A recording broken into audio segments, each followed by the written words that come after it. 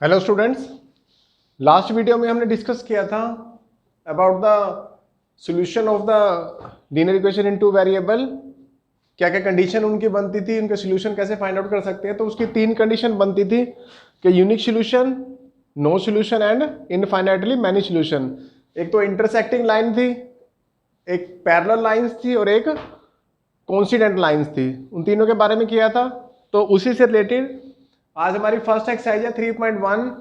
तो graphical method से हम इसको फाइंड आउट करेंगे। ठीक है, तो what is the first question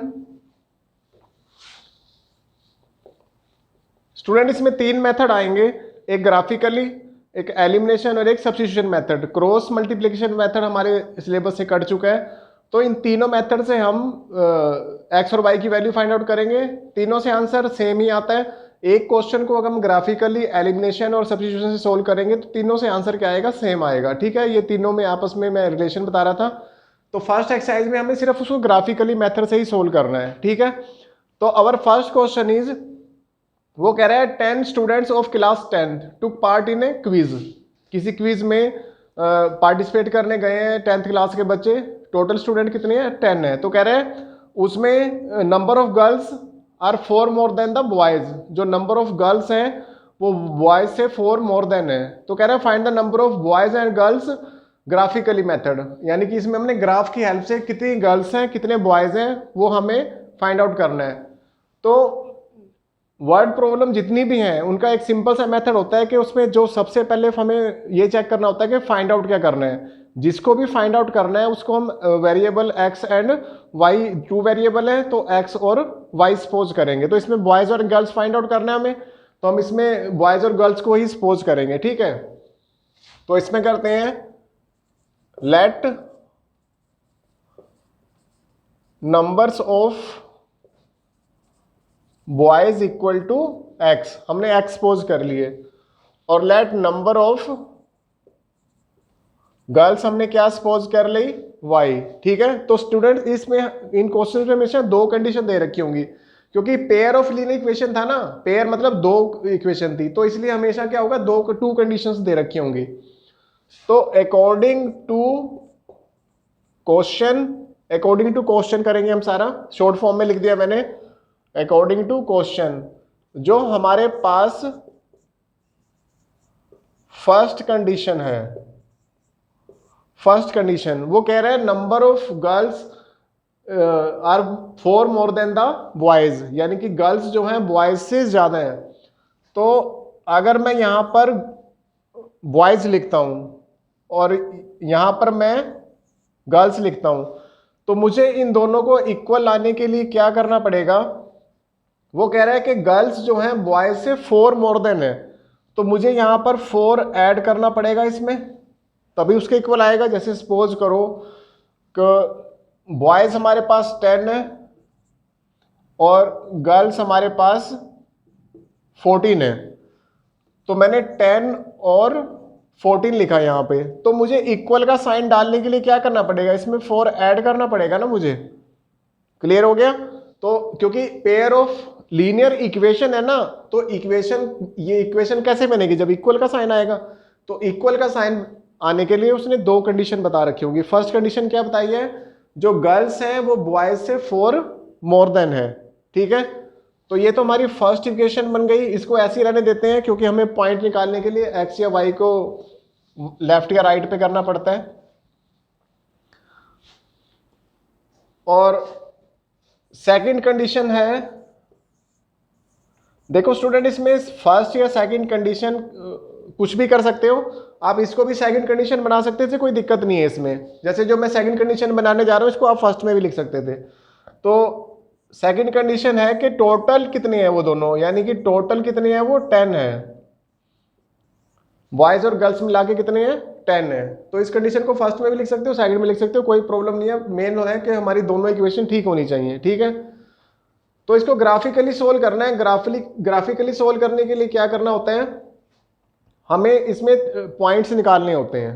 ठीक है, तो पहले मैं यहां पर पॉइंट निकाल रहा हूं, इसके इक्वेशन फर्स्ट के पॉइंट निकाल रहा हूं।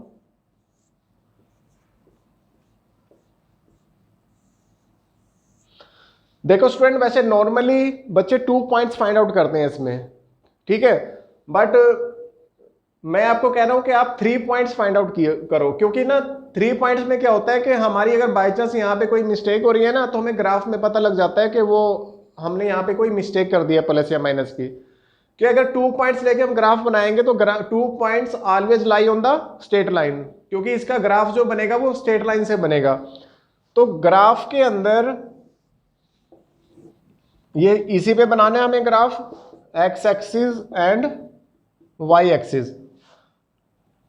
तो यहां पे आप कहीं पे भी 2 पॉइंट्स ले लो, चाहे वो आपने ठीक निकाली है चाहे गलत निकाली है, वो हमेशा क्या होंगे, स्ट्रेट लाइन के ऊपर आएंगे। आपको अगर गलत ग्राफ भी बन रहा है तो आपको पता ही लग पाएगा, क्योंकि वो स्ट्रेट लाइन बन रहा है और 2 point always lie on the straight line. तो इसलिए हम कोशिश करते हैं कि यहाँ पर 3 पॉइंट्स फाइंड आउट करें, ठीक है।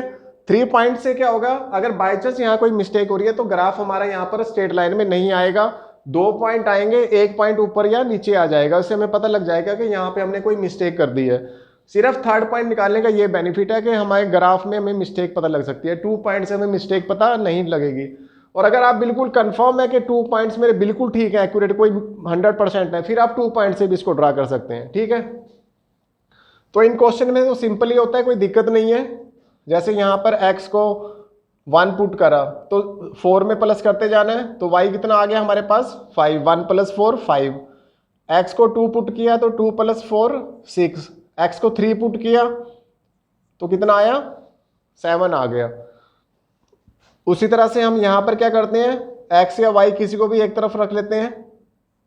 अगर y को इधर रखते हैं तो x उधर जाके माइनस हो जाएगा, तो हमारे पास इसकी टेबल क्या आएगी,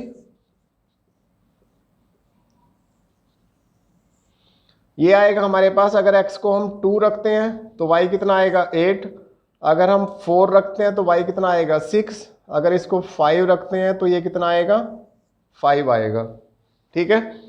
ये 3 पॉइंट्स हमने फाइंड आउट कर लिए। तो पहले मैं यहाँ पर x 1 ले रहा हूँ और y कितना है 5, तो 1 2 3 4 5, तो ये मेरा 5 आ गया y। तो ये दोनों पॉइंट कहाँ मिलेंगे, ये दोनों पॉइंट यहीं पे मिलेंगे आके, तो ये मेरा पॉइंट आ गया 1 और 5। फिर x मैंने 2 लेना है, x 2 यहीं पर आएगा, y 6 कितना है यहाँ पे, y 6 यहाँ पर आएगा कहीं, इस पॉइंट को मैं थोड़ा सा इसको यहाँ पे लिख रहा हूँ 1 और 5, और ये पॉइंट यहाँ पर आएगा, ठीक है 2 और 6। और x को मैं कितना ले रहा हूँ 3 ले रहा हूँ यहाँ पर, तो ये कितना आएगा, ये 6 आया था तो ये कितना आया 7, तो ये मेरा यहाँ कहीं पर आएगा 3 और 7, ठीक है। तो अब इसको हम अगर मिलाते हैं आपस में तो ये तीनों पॉइंट क्या आ रहे हैं, स्ट्रेट लाइन पे आ रहे हैं, यानी कि हमें इससे पता लग रहा है कि हमारी कोई मिस्टेक नहीं हो रही। अगर बाय चांस ये पॉइंट गलत होता मेरा तो ये इस लाइन पे ना आता, ये यहाँ पे आता या यहाँ कहीं इधर उधर आ जाता, तो मुझे पता लग जाता कि मेरी मिस्टेक हो रही है। और एक चीज का और ध्यान रखना है, जिसका भी आपने ग्राफ बनाना है उस ग्राफ के ऊपर उस ग्राफ की इक्वेशन राइट कर देनी है, x + 4 = y, ये इसके ऊपर इक्वेशन डाल देनी है हमें, ठीक है।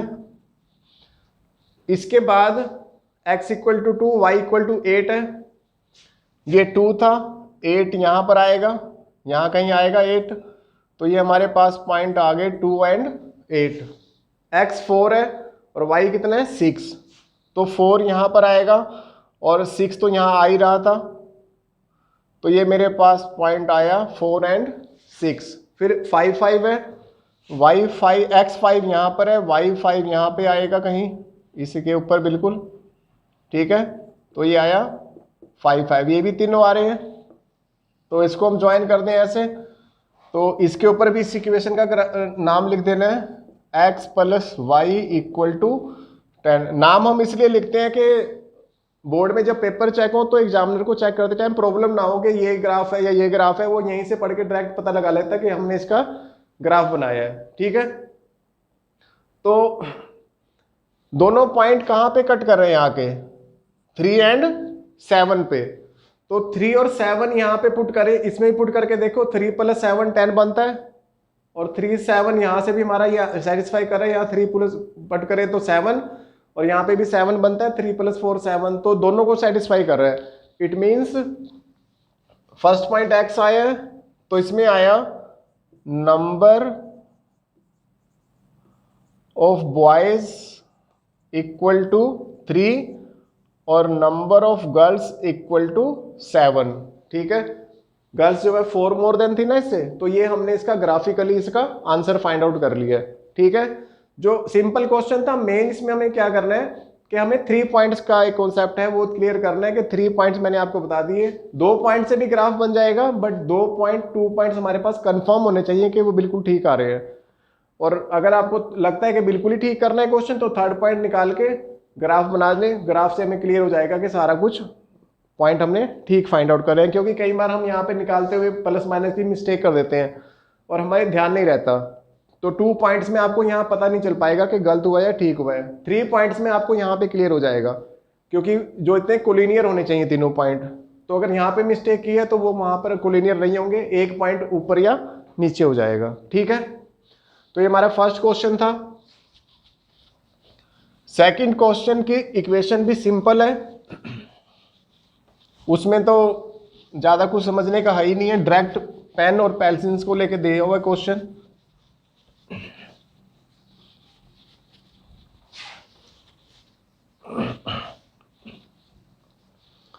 उसमें कह रहा है cost of 5 pencil and 5 pen equal to 50 rupees. ठीक है, और फिर उसको रिवर्स कर दिया तो 7 पेंसिल एंड 5 पेन को कह रहा है 46 रुपीज उसकी कॉस्ट है। ठीक है, तो मैंने अभी बताया कि सबसे पहला स्टेप क्या होता है हमारे पास। सबसे पहला स्टेप होता है इसमें हमें ये देखना होता है कि फाइंड आउट क्या करना है। जो भी फाइंड आउट करना है उसको एक्स एंड वाई सपोज करो। ठीक है, तो हम यहां पर सपोज करेंगे let number of pencil equal to x, और इसमें आएगा कोस्ट सपोज करेंगे क्योंकि कोस्ट से रिलेटेड दे रखा है। Cost of pencil equal to x rupees आप ऐसे लिख सकते हैं इसमें, और cost of pen equal to rupees y. ठीक है, तो इसमें भी ग्राफिकली हमने cost of pencil and pen find out करना है। तो इसमें फिर वही आएगा अकॉर्डिंग टू क्वेश्चन। मैंने कहा था इसमें 2 कंडीशन होंगी। तो फर्स्ट कंडीशन है, ठीक है, क्या कंडीशन है फर्स्ट के 5 pen and 5 pencil and 7 pen, 5 pencil plus 7 pen, इनकी कॉस्ट हमें दे रखी है 50 रुपीज। ठीक है, एक की कॉस्ट x है ना, तो 5 की कॉस्ट 5x हो गई, और एक पेन की कॉस्ट y है तो 7 की कॉस्ट 7y हो गई। दोनों का टोटल उसको 50 रुपीज देना पड़ा। तो ये फर्स्ट कंडीशन थी। और सेकंड कंडीशन है, इसका रिवर्स किया हुआ है, 7 pencil, cost of 7 pencil plus 5 pen. अब वो कह रहा है कि इसमें 46 है। ठीक है, तो हम इसमें से कोई भी एक वेरिएबल को अकेला कर लेंगे, मतलब कि उसके बाकी सब जितने भी x या x को इधर रखना है तो y वगैरह सारा उधर ले जाएंगे, और अगर x रखना है तो हम इसमें y को उधर ले जाएंगे, y रखना है तो x को। अगर मैं इसमें x रखता हूं, इसमें यहां से मैं x equal to 50 minus 7y upon 5। ठीक है, तो यहां पर भी मैं 3 पॉइंट कोशिश करूंगा निकालने की, इसको फाइंड आउट करने की, ताकि मुझे ग्राफ में कोई प्रॉब्लम ना आए। ठीक है, 3 पॉइंट का कॉन्सेप्ट आप लोगों को क्लियर हो गया होगा। तो इसमें यहां पर अगर मैं y को 5 लेता हूं, 5 7 जा 35, तो 35 50 में से 35 को माइनस किया, कितना आएगा 15। मैं इसको निकाल के दिखा देता हूं।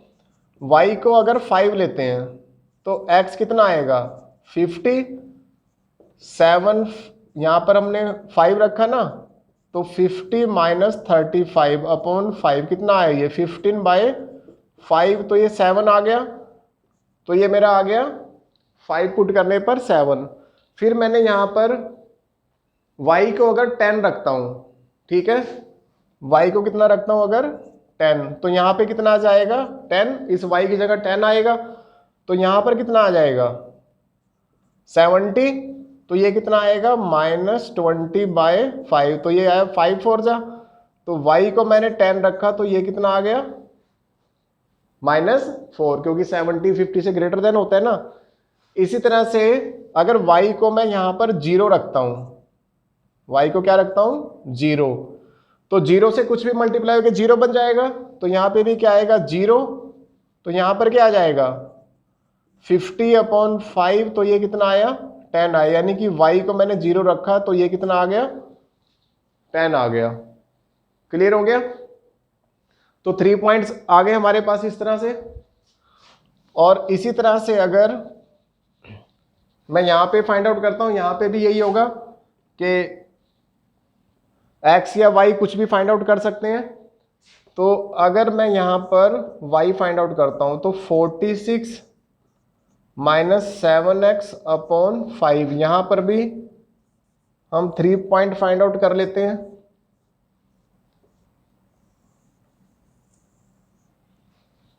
ठीक है, अगर यहाँ पे x की जगह हम 3 पुट करते हैं, मैं इसमें पुट कर देता हूँ, x को अगर 3 लेते हैं तो y कितना आएगा 7 × 3/5, इस x की जगह 3 लिख दिया ना, तो कितना आया ये 46 - 21/5, कितना आया ये 25/5, तो हमारा आंसर कितना आ गया 5, यानी कि 3 रखा तो y मेरा कितना आ गया, y मेरा 5 आ गया। इसी तरह से अगर x को हम 2 रखते हैं, यहाँ पे क्या रखते हैं 2, तो यहाँ पे कितना बनेगा 14, 14 से तो नहीं आएगा, इसको अगर हम रखते हैं x को अगर हम रखते हैं -2, अगर हम यहाँ पे रखते हैं -2, तो ये माइनस माइनस प्लस हो जाएगा, तो कितना बनेगा आपका 60/5, तो ये कितना आया 12, तो ये हमारे पास कितना आ गया 12 आ गया। ठीक है, इसके बाद इफ आई टेक x = 8, अगर मैं यहां पे x को कितना ले लेता हूं 8, तो फिर यहां पर कितना आएगा 8 7 जा 56, तो 56 46 - 56 कितना होता है -10, ये आया 5 5 2 जा 10, तो 8 रखने पर आया मेरा -2। ठीक है, अब आप लोग सोच रहे होंगे कि मैं इसको कोई भी नंबर क्यों नहीं पुट कर रहा हूं, मैंने x को यहाँ पे 3 -2 और 8 क्यों लिया। स्टूडेंट कोई भी नंबर ले सकते हो आप, हर किसी से इसमें जो भी पॉइंट आएगा वो ठीक आएगा बिल्कुल। इसमें सिर्फ और सिर्फ प्रॉब्लम क्या है, मैं एक्सप्लेन करता हूं आपको अभी, कि अगर आप इस तरह से पॉइंट नहीं लेंगे, देखो स्टूडेंट, अगर यहां पर अपना माइंड आप यूज कर लेते हो, अगर इसको सोल्व करने में थोड़ी सी आप एक्सरसाइज कर लेते हो माइंड की, तो आपको ग्राफ बनाने में सिंपल रहेगा, क्योंकि आपको सिंपल इंटीजर्स लेने हैं, 1 2 3 4 5 6 7 8 काउंट करना है। और अगर यहां पर आप बिना सोचे समझे कुछ भी वैल्यू पुट करोगे, वैल्यू तो ठीक होगी बट वो क्या होगा, वो पॉइंट में आंसर आ जाएगा, और वहां फिर ग्राफ में जैसे सपोज करो 7.333 आ गया, तो आपको यहाँ 7.33 पॉइंट लेने में प्रॉब्लम आएगी, क्योंकि आपने यहाँ पे माइंड नहीं लगाया। हो सकता है 5.73 आ जाए 733, तो 5.73 कहाँ पे लोगे, क्योंकि इतना ज्यादा डीपली तो इसमें हम जा नहीं सकते ना, जूम इसको कर नहीं सकते, हमारे पास तो एक ग्राफ है सिंपल। तो इसलिए क्या है कि अगर आप लोग यहाँ पर थोड़ा माइंड की एक्सरसाइज करते हैं तो ग्राफ सिंपल बनेगा। ठीक है, और अगर आप यहाँ पे माइंड की एक्सरसाइज नहीं करते, यहाँ पे सिंपल काम करते हैं, तो आपको ग्राफ टिपिकल पड़ेगा, ग्राफ बनाने में थोड़ी सी प्रॉब्लम आएगी। तो हम कोशिश करते हैं कि यहाँ पर ही हम थोड़ी सी माइंड की एक्सरसाइज कर लें, ताकि हमारे ग्राफ बनाने में कोई प्रॉब्लम ना आए। ठीक है, यहाँ पे थोड़ी प्रॉब्लम आ सकती है, पर ग्राफ हमारा इजिली ड्रा हो जाएगा। ठीक है, तो इसमें भी इस तरह से हम इसके पॉइंट लेके हम इसका ग्राफ ड्रा करेंगे। ठीक है स्टूडेंट, ये ग्राफ मैं आप लोगों की प्रैक्टिस के लिए छोड़ रहा हूँ। तो जैसे मैंने लास्ट क्वेश्चन में इसको ड्रॉ किया था, और जहाँ पर वो इंटरसेक्ट कर रहे थे, तो इसका जो भी आंसर आएगा आप इसको ग्राफिकली मेथड से सोल्व करके इसको सिंप्लीफाई करके देखना। पॉइंट्स मैंने निकाल दिए, आगे आपको कोई प्रॉब्लम आएगी नहीं, ठीक है। This question is just for your practice, ठीक है। Thank you.